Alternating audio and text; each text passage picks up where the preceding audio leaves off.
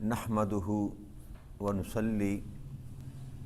नुसल्ली अला रसूलिहिल अमीनिल मकीनिल हनीनिल करीमिर रऊफुर रहीम। अम्मा बाद फ़अऊज़ु बिल्लाहि मिनश शैतानिर रजीम। बिस्मिल्लाहिर रहमानिर रहीम। वाजिबुल एहतराम साथियों, अल्लाह ताला का बेपनाह लुत्फ़ व करम और उसका एहसान अज़ीम है कि जिसकी तौफ़ीक से हम उसके ज़िक्र के लिए उसके घर में जमा हैं। कल बिहम्दिल्लाहि ताला हमने आल इमरान की सूरा आल इमरान की आयत नंबर 135 और 36 पर गुफ्तगू की थी। इसमें अल्लाह करीम ने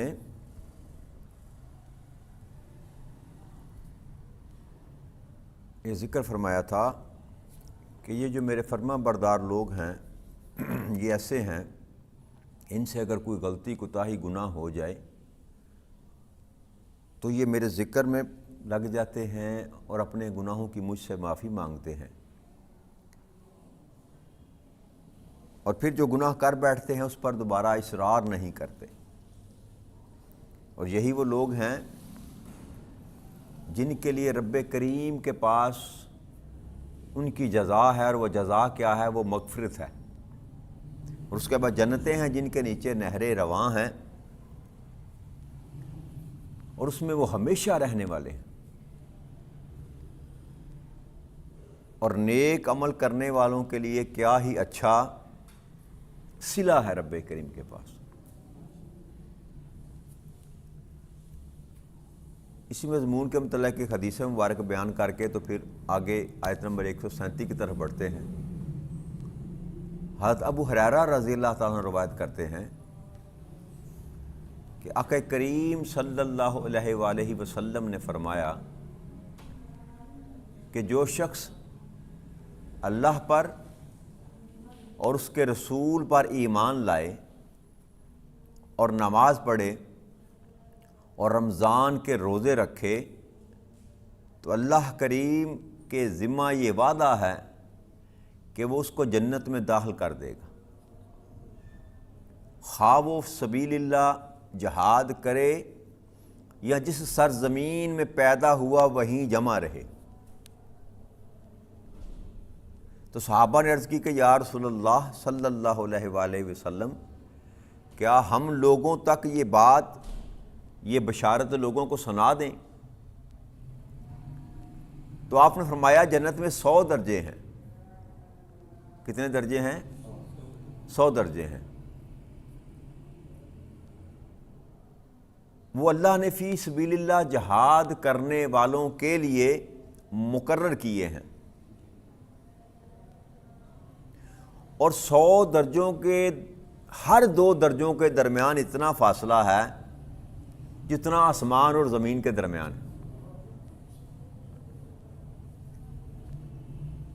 बस जब तुम अल्लाह से दुआ मांगो तो उससे फिरदौस तलब करो, जो मैंने आपसे परसों ही शायद जिक्र किया था कि सबसे आला जो मुकाम है ना जन्नतों में, सबसे आला जन्नत जो है वो जन्नतुल फरदौस है। हम जब दुआ करते हैं ना, मौला इसको जन्नतुल फरदौस अता फरमा, तो वो सबसे आला मुकाम जन्नत का है।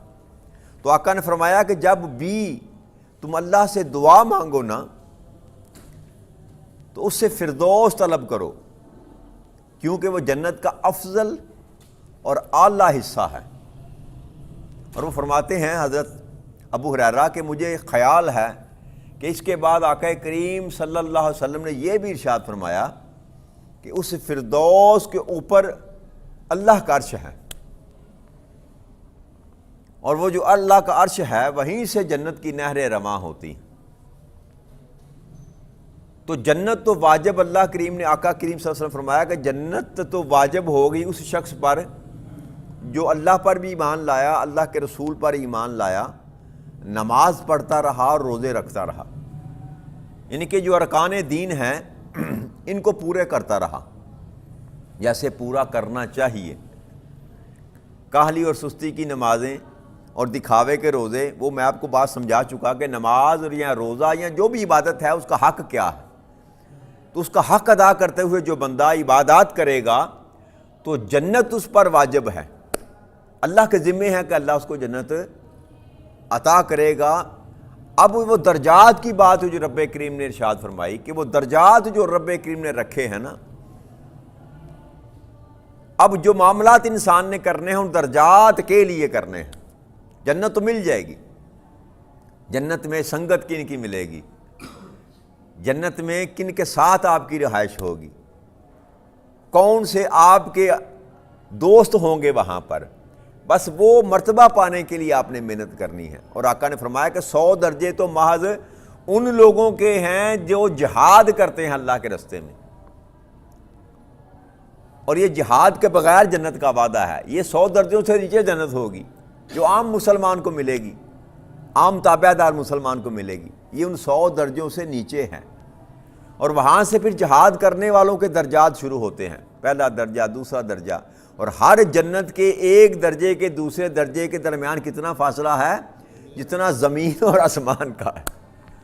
اب آپ اللہ کی جنتوں کی وسعتوں کا اندازہ لگاتے رہیں۔ تو اللہ کریم نے ارشاد فرمایا قد خلت من قبلکم سنن فسیروا فی الارض فانظروا کیف کان عاقبۃ المکذبین، تم سے پہلے بھی بہت سے ضابطے گزر چکے ہیں، سو تم زمین میں چلا پھرا کرو اور دیکھا کرو کہ جھٹلانے والوں کا کیا انجام ہوا۔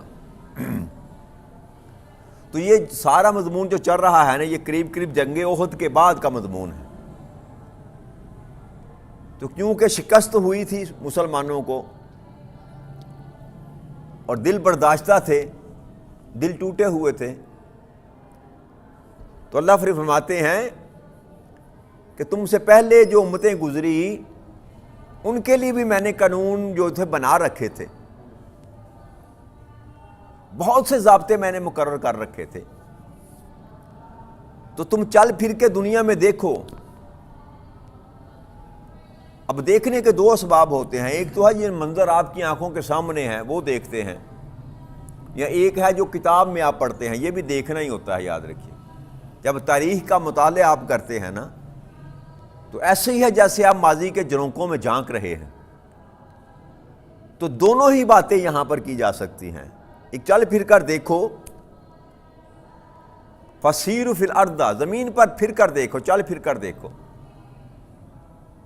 کہ جو جھٹلانے والے تھے، میرے محبوبوں کی بات کو جھٹلانے والے تھے، ان کا میں نے کیا حشر کیا۔ کہ اللہ کے قوانین جو تھے وہ پہلے انبیاء کی امتوں کے لیے بھی تھے، دنیا میں مواخذہ کرنے کا معاملہ جو اللہ کریم اس کے متعلق حکم فرما رہے ہیں۔ کچھ قوانین ایسے ہیں جو امتوں پر میں نے لاگو کیے، انہوں نے ان کو توڑا تو میں نے پھر ان کا مواخذہ کیا۔ اور خاص ایک جو ٹرم اللہ کریم نے یہاں پر استعمال کی، کیف کان عاقبۃ المکذبین، اب دیکھو کہ میں نے جو وہ جھٹلانے والے تھے نا ان کا کیا حشر کیا۔ کن کو جھٹلانے والے؟ جی میرے محبوبوں کو جھٹلانے والے، میرے رسولوں کو جھٹلانے والے۔ اب یاد رکھیے گا جو بھی نبی زمین پر اللہ کریم نے اتارا، مبعوث کیا، وہ پیغام کس کا دیتا تھا؟ اللہ کا پیغام دیتا تھا۔ تو جب بات اللہ کی جا رہی تھی، کہنے والے رسول تھے، تو جو بات جھٹلائی جاتی ہے، رب یہ نہیں کہا رہا میری بات کو جھٹلاتے تھے، نہ، میرے محبوب کو جھٹلاتے تھے، میرے نبی کو جھٹلاتے تھے۔ تو جس امت نے بھی، جس قوم نے بھی، جس آل نے بھی، چاہے آل نمرود ہو، آل فرعون ہو، کوئی بھی ہے، جس نے بھی اللہ کے نبی کو جھٹلایا، اللہ کریم نے اس کو فوراً مواخذہ اس کا کیا، اس کو نہیں چھوڑا۔ اس کو پوری تاریخ پڑھ کے دیکھ لیں انبیاء کرام کی، کہ جب ایک خاص مقام پر جا کر وہ قوم پہنچی، کہ جب اصلاح کا کوئی پہلو نہ بچتا ہو، تو پھر اللہ کریم نے وہیں پر ان کا فیصلہ کیا اور قوموں کو تباہ و برباد کر دیا۔ اور عرب کی سرزمین پر تو دو قومیں جو آباد تھی وہاں پر، حضرت صالح علیہ السلام کا واقعہ جو وہ بھی سعودی عرب کے اندر جگہ ہے جہاں پر واقعہ پیش آیا، اور اسی طرح سعودیہ کے ساتھ جو علاقہ لگتا ہے جس کو لبنان اردن وغیرہ کہتے ہیں، وہاں پر حضرت لوط علیہ السلام کی قوم۔ تو یہ سارا اللہ کریم کہتا ہے چل پھر کے ذرا دیکھو انہوں نے کہا حشر میں نے کیا کیا، اور آج بھی وہ مقامات موجود ہیں، ان کے آثار پائے جاتے ہیں۔ اور پھر دوسرا یہ کہ رب کریم نے جو قصص بیان فرمایا قرآن کریم میں، جب انسان پڑھتا ہے تو ایسے لگتا ہے جیسے اس کی آنکھوں کے سامنے سارا معاملہ ہو رہا، اور تاریخ کو پڑھیں تو تاریخ میں جب انسان پڑھتا ہے تو ایسے لگتا ہے جیسے واقعہ سارا اس کے سامنے ہو رہا۔ تو واقعات جو ہیں چاہے قرآن کریم میں ہوں، حدیث مبارکہ میں ہوں، تاریخ میں ہوں، اللہ کریم کہتے ہیں کہ ان کو دیکھو تو صحیح نا، کہ ان قوموں کا میں نے کیا حال کیا جو میرے محبوب کو نہ ماننے والے تھے، میرے محبوبوں کی بات کو جھٹلانے والے تھے۔ تو کوئی بات نہیں، وقتی طور پر اگر تم پر انہوں نے غلبہ پا لیا ہے تو اس بات پر پشیمان یا پریشان نہ ہو۔ کیوں؟ کہ میں ہر قوم کو ایک مدت تک مہلت دیتا ہوں۔ اللہ کریم کی یہ سنت ہے، یاد رکھیے گا کہ اللہ کریم فوراً ہی کسی کا مواخذہ نہیں کرتے، جیسے ہی اس نے انکار کیا فوری طور پر اس کو غرق نہیں کر دیتے۔ اللہ کریم ٹائم دیتے ہیں، لمٹ دیتے ہیں، مہلت دیتے ہیں، اور اس مہلت کے پورے ہو جانے کے بعد اللہ کریم پھر گرفت کرتے ہیں۔ تو ہر امت کو اللہ کریم نے مہلت دی، 950 سال حضرت نوح علیہ السلام جو تبلیغ کرتے رہے۔ تو اللہ فرماتے ہیں کہ ان کا حال دیکھو میں نے کیا کیا۔ یہ اب داس بندھائی جا رہی ہے کن کی؟ جو شکست کھا کر مسلمان آئے تھے، اور سبب تو ان کو معلوم تھا کہ کیوں ہمارے ساتھ یہ معاملہ ہوا، سمجھ ان کو آ چکی تھی۔ اب اللہ صرف ان کو ڈاس بندھا رہا ہے کہ قانون جو میں نے وضع کیے، قانون جو میں نے بنائے، جو اس کی خلاف ورزی کرتا ہے اس کو میں چھوڑتا نہیں ہوں۔ یہ نہ سمجھ لینا کہ تم ہمیشہ کے لیے شکست خوردہ ہو گئے یا وہ ہمیشہ کے لیے غالب آ گئے، غلبہ پا گئے، نہ، یہ میری مہلت ہے جو میں نے ان کو دے رکھی ہے۔ غلبہ تم ہی پاؤ گے، غلبہ تم ہی پاؤ گے۔ ھذا بیان للناس وہدی وموعظۃ للمتقین، یہ قرآن لوگوں کے لیے واضح بیان ہے اور ہدایت ہے، اور پرہیزگاروں کے لیے نصیحت ہے۔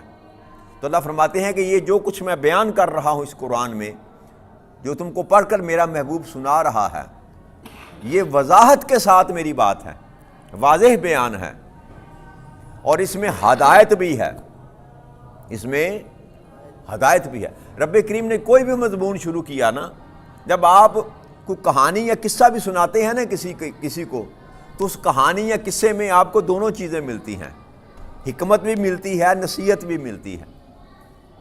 ایون یہاں تک کہ کوئی آپ فلم بھی دیکھتے ہیں نا، کسی ٹائپ کی بھی فلم ہو، اس فلم میں بھی آپ کو دو طرح کی باتیں ملیں گی، حکمت بھی ملے گی، نصیحت بھی ملے گی، اگر آپ حاصل کرنا چاہیں تو۔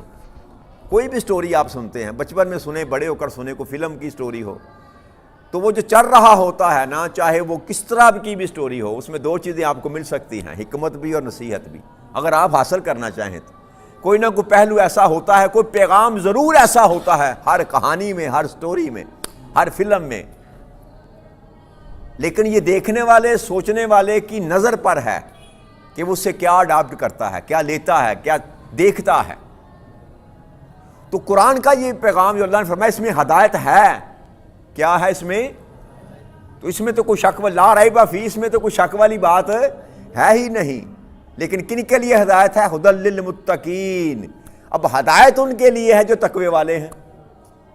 تو اللہ نے فرمایا کہ بیان بھی وضاحت کے ساتھ میں نے تمہیں دے دیا، بات سمجھا دی تم کو، ادھورا نہیں چھوڑا، ایسے بیان نہیں کیا قرآن کریم کے معاملات کو کہ کسی کو سمجھ آئے کسی کو سمجھ نہ آئے، کھول کھول کر تمہیں بیان کیا ہر بات کو، اور پھر ہدایت بھی تمہیں بتا دی کہ کن کے لیے ہے، اور پھر ساتھ فرمایا پرہیزگاروں کے لیے نصیحت ہے۔ تو ہدایت ہو یا نصیحت ہو، ہدایت ہو یا نصیحت ہو، کن کے لیے ہے؟ پرہیزگاروں کے لیے، جو تقوی اختیار نہیں کرتا، پرہیزگاری نہیں رکھتا، اس کو یہ قرآن پڑھ کر بھی کبھی نہ ہدایت ملتی ہے نہ نصیحت حاصل کرتا۔ تو ہدایت اور نصیحت حاصل کرنے کے لیے انسان کا متقی ہونا ضروری ہے۔ اب بنجر زمین پر آپ جتنے مرضی بیج بوتے چلے جائیں نا، زمین بنجر ہو، آپ نے اس پر ہل نہ چلایا ہو، اس کو نرم نہ کیا ہو، اس وقت تک بیج ڈالنے کا آپ کو انعام نہیں مل سکتا۔ پہلے تیاری کرنی پڑتی ہے، اس سخت بنجر زمین میں ہل چلانا پڑتا ہے، نیچے والی زمین کو نکال کر اوپر کرنا پڑتا ہے، اوپر والی زمین کو نیچے کرنا پڑتا ہے۔ اسی کو انقلاب کہتے ہیں۔ اسی کو انقلاب کا معنی یہ ہے کہ جو اوپر ہے اس کو نیچے کر دیا جائے، جو نیچے ہے اس کو اوپر کر دیا جائے، اس کو انقلاب کہتے ہیں۔ تو جب تک انقلاب نہ ہو اس وقت تک بیج جو ہے وہ پھل اور پھول نہیں لگاتا۔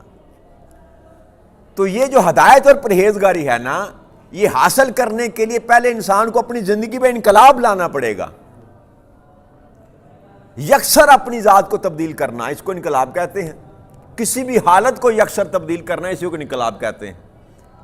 تو جب زمین نیچے سے نرم نکال کر اوپر لے کر آتے ہیں، پھر جب اس میں بیج آپ ڈالتے ہیں، پھر ریاضت کرتے ہیں، پانی ڈالتے ہیں، گوڈی کرتے ہیں، یہ ساری پھر مشقتیں ہیں، ریاضتیں ہیں، اس کے بعد وہ زمین آپ کو پھل بھی دیتی ہے، پھول بھی دیتی ہے۔ تو یہی معاملہ انسان کی اپنی زندگی کا بھی ہے۔ اگر وہ یہ چاہتا ہے کہ ہدایت کا بیج میرے اندر اگے اور اطاعت کے اور فرما برداری کے پھل اور پھول لگیں اور اللہ کی نعمتیں اور رحمتوں کا پھل مجھ کو ملے، تو اس کے لیے سب سے پہلی بات کیا ضروری ہے کہ اس کو اپنی بنجر جو روح کی زمین ہے نا، اس میں ہل چلانا پڑے گا۔ اور ہل کس بات کا چلانا پڑے گا؟ تقوی کا ہل چلانا پڑے گا۔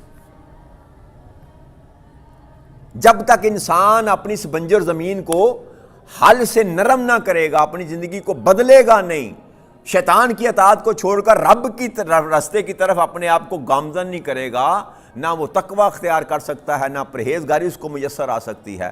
اور اگر تقوی اور پرہیزگاری اس کو میسر نہ آئے گی تو وہ کبھی ہدایت یافتہ نہیں ہو سکتا۔ تو یہ رب کریم کہتا ہے کہ میں کھول کھول کر تم کو بیان کر رہا ہوں کہ رستہ بھی تمہیں بتا دیا، طریقہ بھی تمہیں بتا دیا انسان، اب تیری مرضی پر ڈیپینڈ کرتا ہے کہ تو چاہتا کیا۔ پیغام بھی بھیج دیا، ہدایت نامہ بھی تمہیں بھیج دیا، اب یہ تیری مرضی ہے کہ تم میرے پیغام پر اس ہدایت کو حاصل کرنے کے لیے کوشش کرتا ہے کہ نہیں کرتا۔ بھائی بچے کو آپ اسکول نہ بھیجیں تو کبھی وہ ABC بھی نہیں پڑھ سکتا، کہ پڑھ سکتا ہے، یا گھر میں پڑھائیں گے تو تب ہی پڑھے گا نا۔ کچھ نہ کچھ کاوش، کچھ نہ کچھ محنت تو کرنی پڑتی ہے، تب ہی جا کر انسان کچھ بولنے کے، کچھ سمجھنے کے قابل ہوتا ہے۔ آپ بچہ پیدا ہو نا، صحیح سالم بچہ پیدا ہو تو ان کو گونگوں کے درمیان چھوڑیں، جن کو بولنا نہیں آتا ان بچوں کے درمیان چھوڑیں، 5-10 سال کے بعد وہ بچہ گونگا ہو جائے گا۔ کیوں؟ کہ اس کو بولنا کسی نے سکھلایا ہی نہیں، نہ اس نے کسی کو بولتے ہوئے سنا، نہ اس نے بول کر دیکھا۔ تو یہ جو پروسیس ہے نا، یاد رکھیے گا، اس کے بغیر تبدیلی نہیں آتی۔ آپ کہیں بیٹھے بیٹھے رب کریم مجھ پر کرم کرے اور میں ولی اللہ بن جاؤں، ایسا نہیں ہوتا۔ آپ کو اس پروسیس سے گزرنا پڑتا ہے، محنت کرنی پڑتی ہے، مشقت کرنی پڑتی ہے۔ جیسے دنیا کے معاملات کے لیے ہم محنت کرتے ہیں، مشقت کرتے ہیں، ویسے دین کے معاملے کے لیے بھی محنت اور مشقت کرنی پڑتی ہے، تب جا کر یہ منصب ملتے ہیں۔ یہ بابا فرید ہوں یا داتا علی حجویری ہوں اور خواجہ معین الدین چشتی ہوں، رابعہ بصری ہوں یا ابو علی کلندر ہوں یا ابو علی سینا ہوں، کسی ایک کا بھی نام لے لیں، بغیر مشقت کے وہ کبھی بھی کسی مقام پر پہنچ نہیں۔ ان کی زندگیوں کا مطالعہ کر کے دیکھیں، ساری رات جاگنے والے ایسے ایسے اللہ کے مرد کلندر پیدا ہوئے کہ 40 سال تک انہوں نے عشاء کے وضو سے فجر کی نماز ادا کی، ساری رات جاگنے والے۔ تو تب جا کر جو ہے وہ اللہ کی طرف سے وہ جو ہدایت ہے وہ انسان کو میسر آتی ہے۔ ہم نے تو سمجھ لیا بس یہ ہدی للمتقین، بس پتہ نہیں یہ تقویٰ کیا ہے، 2-4 نمازیں پڑھ لی، 25-30 روزے رکھ لیے، صبح کو اٹھ کو قرآن پڑھ لیا تو ہم متقی ہو گئے. اس کو تقویٰ نہیں کہتے. تقویٰ ہے کامل فرما برداری، جو مضمون ہمارا چل رہا ہے کہ ہر ایک جہت میں آپ وہ کام کریں جو رب چاہتا ہے اور وہ نہ کریں جو رب نہیں چاہتا. اس کو تقویٰ کہتے ہیں. رک جانا پرہیزگاری. تو جب تک آپ یہ منزل طے نہ کریں گے، پرہیزگاری کی منزل طے نہ کریں گے، تقوی کی منزل طے نہ کریں گے، اس وقت تک کبھی ممکن نہیں ہے کہ آپ ہدایت یافتہ لوگوں میں شامل ہوں. اور اگر ہدایت یافتہ لوگوں میں شامل نہیں ہیں تو پھر آپ اللہ کے دوست بننے کا ڈونگ بھی نہیں رچا سکتے. شرائط پوری کرنی پڑیں گی. تو اس لیے سب سے زیادہ جو میں زور دیتا ہوں آپ پر وہ یہ کہ اپنی زندگیوں کو بدلنے کی کوشش کریں. دوستی اس کے ساتھ لگائیں جس کی دوستی ہمارے کام آئے گی. اور اللہ فرماتا ہے میرے سوا نہ تمہارا کوئی دوست ہے نہ تمہارا کوئی مددگار. تو جس قدر جلدی ہم اس بات کو اپنے پلے باندھ لیں گے کہ اللہ کے سوا ہمارا کوئی دوست اور مددگار نہیں ہے، اس قدر جلدی ہمارا سفر کٹ جائے گا اور ہمارے لیے آسانیاں پیدا ہو جائیں گی. تو اللہ کریم سے اس دعا کے ساتھ کہ رب کریم ہمارے دلوں کے بند تالے جو ہے نا اس کو کھول دے، ہماری آنکھوں کے آگے جو پردہ ہے اس کو ہٹا دے، اور اپنے حبیب کے صدقے ہمیں دین مبین کے سیدھے رستے پر ڈال دے تاکہ دنیا میں بھی خیر ہو جائے اور ہم آخرت میں بھی خیر ہو جائے. وما علینا الا البلاغ المبین. والسلام علیکم ورحمۃ اللہ وبرکاتہ.